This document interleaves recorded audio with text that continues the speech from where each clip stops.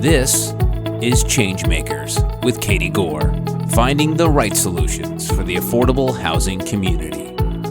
Welcome back to my conversation with Afira DeVries, the president and CEO of the Monarch School Project, a public school that serves homeless students and their families and provides support in academics, social-emotional learning, and life skills in San Diego.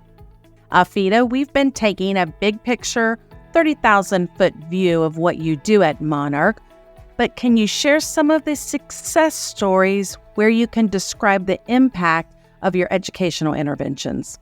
Yes, and what I will share with you is that it's really more about the social and emotional and life skill intervention that we point to, because the academic performance is an outcome of the social and emotional stability of the student, right?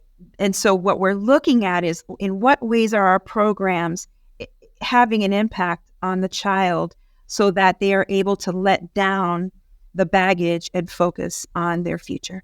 And so I have 8 million examples. I'll share a couple of examples that feel really important to us, because it really demonstrates the importance of healing through a couple of different avenues. So we started in our arts program years ago, but we've really just cultivated space for our students to be able to explore their gifts as artists through our creative youth development programs. And we created a beautiful little facility that the kids named the Chrysalis. The day of the grand opening of the Chrysalis, we invited our kiddos over, come experience it, come see it. And what's funny is we have an arts program, we have an athletics program, we have ways to engage our kids' attention. And sometimes what happens in a school environment is you become known for being one thing or the other, right?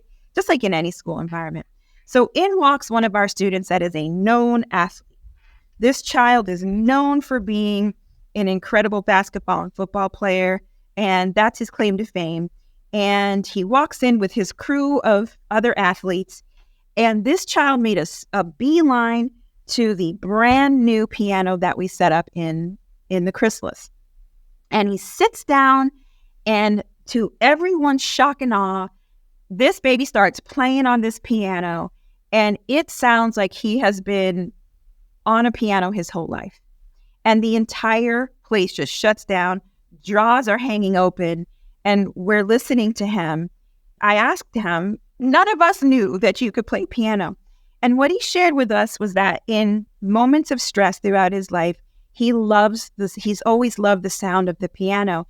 And he had been going on YouTube to learn what it would be like to play, even though he never touched actual keys in his life. And so he had been playing air piano for years. Oh, wow. And he walked in and he put his fingers on a real set of keys for the first time in the Chrysalis. Now, how does that impact his life? I mean, think about what that means, and think about what it meant for him as a social awakening and as an emotional awakening, because he had been, in his mind, valued for his athletic prowess, but really he's a whole person. And there's a whole lot more to him than that. And that's what we were reminded of. That's what we learned from that situation. But it also gave him a sense of humanity and a sense of accomplishment and will and excitement about actually doing something that he'd always wanted to do. So small example, but incredibly powerful, because how would that have happened in his life if not for him being in an environment like this one that isn't focused on his challenges, but focused instead on his assets? It's just a beautiful story. Other examples have to do with a young student who was really one of our valedictorians a couple of years ago, and he did not go on to college and career because he's an exceptional coder, and went on instead to career making a great living, doing work that completely aligns to his core skill set, which he probably wouldn't have known of to the degree that he did by the time he graduated, had he not been in an environment that was nurturing him as an individual human being and allowed him to recognize this natural skill set that is now sustaining him into adulthood and preventing him from repeating the cycle of poverty and the cycle of houselessness that he had known his whole life. These are examples of real restorative mindsets, exactly what you were talking about earlier, and really how the school has been able to cultivate this. So excellent job. I can't help but think, when you're advocating for Monarch, what is the resistance line that you hear from people as you see the students' value, the role it is in society, the gap that you're filling, but when you go out, what is that barrier that you hear? There is a beautiful truth to the work we do here, which is that most people, regardless of perspective, experience, or political belief system, recognize that unhoused students deserve a shot at life, and that's what they're getting at Monarch. So there is, let me answer this positively, and then I'll share the answer to your core question. But there is something special about having a mission that brings people of divergent perspective together, right? And we are fortunate to be an organization that does that. However, when we receive pushback, when there is disconnect, it is typically related to the amount of emphasis and resource distribution and attention we give to parents and caregivers, right? There's this idea out there, this sort of conventional wisdom that parents and caregivers should have done better, should have known better, should have been better, and are really at fault for the condition their children are living in, and therefore don't deserve the kinds of supports and attentions that we provide, and instead those resources should be diverted to the student. And so that's a fairly consistent message that you either hear overtly or sort of in an undertone or understated way in conversation. And our reaction to that is, when our kids leave us at the end of a school day, they're going into the arms of the people who love them most and who prize them most and who prioritize their health and safety and comfort above their own, just like every other parent does.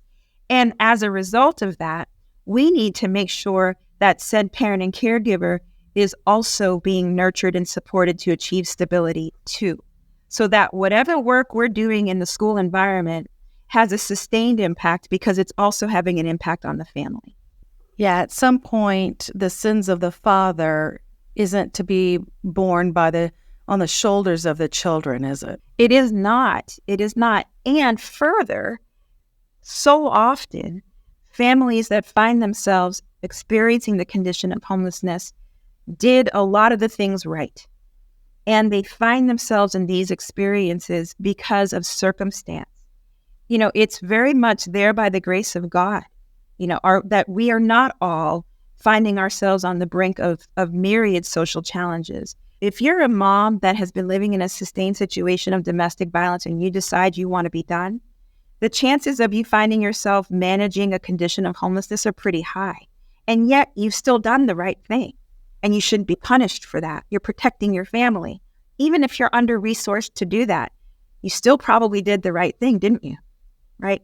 And if you're living in a community that has housing costs that are so exponential that you can't afford to save last month's and security deposit, even though you're working full-time, well, you're still doing the right thing, aren't you?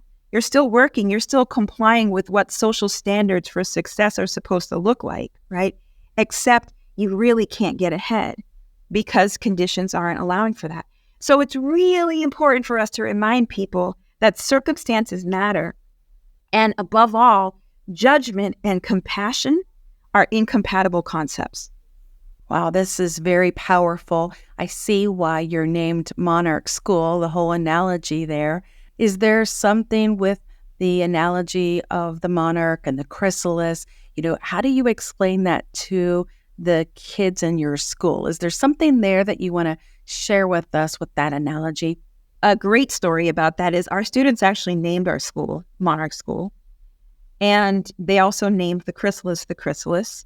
They named it the Monarch School because it made them feel like it was a metamorphosis, and the idea of going from being one thing to another thing because of the natural evolution and process of the environment you're in was meaningful to our kids, to our students.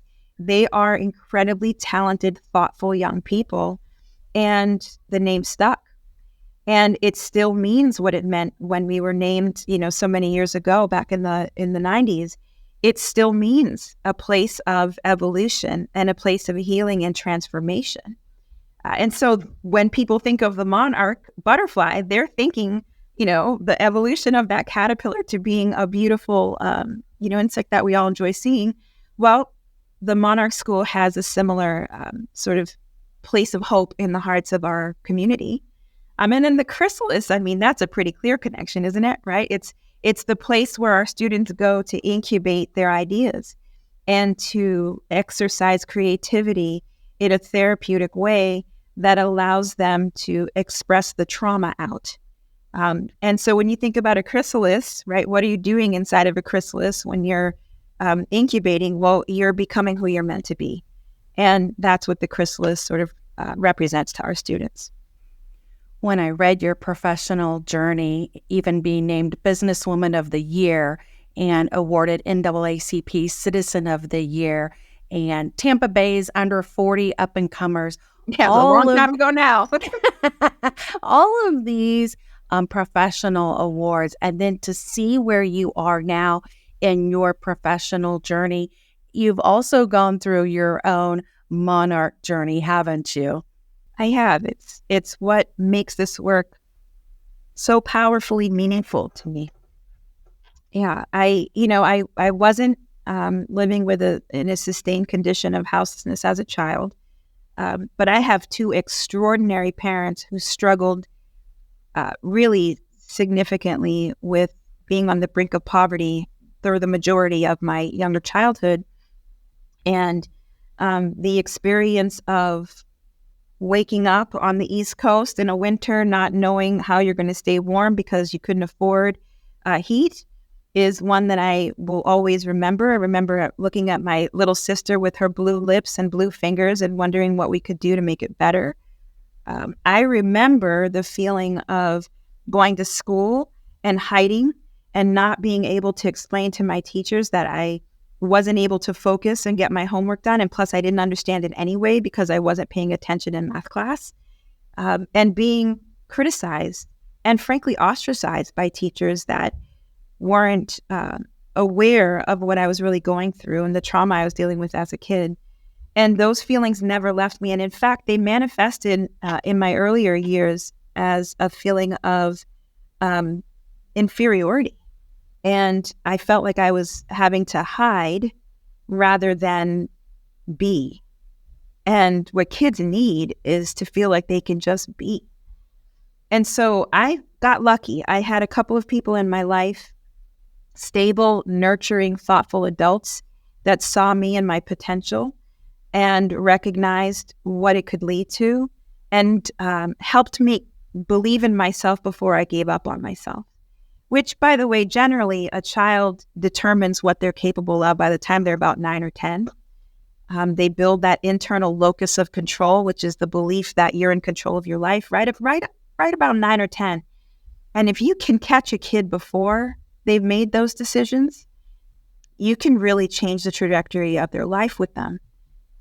And I was lucky. I made my way because I had people believing in me until I was able to believe in myself and push myself the rest of the way to success. And so now I recognize the extraordinary responsibility of being that adult for our students here. And so do the rest of my employees and my colleagues here. We all understand the beautiful obligation of being a stable, nurturing, caring adult in the lives of our students. And if we didn't, this place just wouldn't be what it is. That is such a formative experience for where you are, and what a passion for what you're doing. I mean, we talked earlier about the opening of the universe, and I can hear it and see it now and how you've laid this out and how you've described this. I'm sure you're such an encouragement to your staff too, because it gets difficult being in the lives of children at such a level. So I'm sure your staff really appreciate hearing from your wisdom as well. What's it like to be a staff person there? Listen, I think we could be a reality show. I really, I really think we should. If it wasn't, problematic, we would probably do great as a reality show. This place is absolutely fun, wacky, and the first thing people say when they come to Monarch School and spend some time on our campus is, "It's not what I thought it would be," and it's usually because in their minds they're imagining a group of kids that are just sort of wearing their trauma on their face and on their sleeves and just sort of downtrodden and hollow. And our kids are not. They are hilarious. They pick on each other. They laugh. They make jokes. They play games. They are thoughtful. They're creative. They're talented. They're mean sometimes. They're kids. And this place feels like a place where kids are getting up to all the things kids get up to. But the reason why that feels so special to us who work in this space is because that's normalcy. And when kids are able to behave like kids, you've achieved the goal, which is safety. You asked about stories earlier.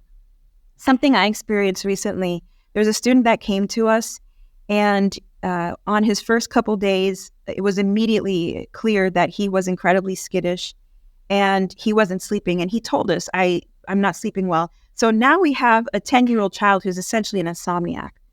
And 2 months later, after he'd spent time here on this campus, spent time with extraordinary teachers, and was really engaged in our mental health clinical program here. Anyway, 2 months later, after receiving all the goodness that is Monarch, I happened to walk out into the playground, and it's the middle of a sunny afternoon. All the kids are screaming and running around playing at recess.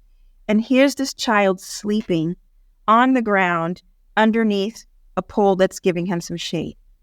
And I cried because I recognize that as a turning point in his life, because he finally felt safe enough to be able to let his guard down and rest. To me, that is life-affirming work. And I know that that's true for my colleagues here too. And it's little things like that that get us out of bed in the morning. With the increasing numbers of unhoused students, I'm glad to hear that you are presenting a solution in the area. And we have a lot of listeners from a variety of backgrounds. What is it that you need? If our listeners are hearing your message, they see what you're doing, is there something that you need that our listeners could fill a gap? Yes, there's the practical stuff, like we never have enough belts, socks, underwear, jackets, feminine hygiene products, and other hygiene products. We just never have enough. If you were on campus, you would notice a couple of things that make us different from a traditional school, like laundry facilities, shower facilities, places for families to rest. And we have a small boutique here that allows us to clothe and make hygiene accessible to our community.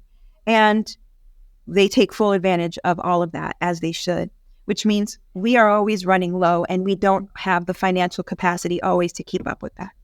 So people can log on to our website, take a look at what we need. We have a running list, and help us by providing those resources. We are always in need of financial resources. Keep in mind that we're a school, but we're also a not-for-profit organization operating within a partnership with a public school. So the not-for-profit side provides all of the resources that our families and children come to rely on. So supporting us financially is always going to make a huge difference. But here's another thing I want to say. Advocacy. It is so important to remember when you are making decisions about elected officials, when you are paying attention to city ordinances, and when you're taking a look at and paying attention to the trends happening in school environments. It's really important that citizens are aware of what kinds of supports are or are not being afforded to students who are struggling with trauma.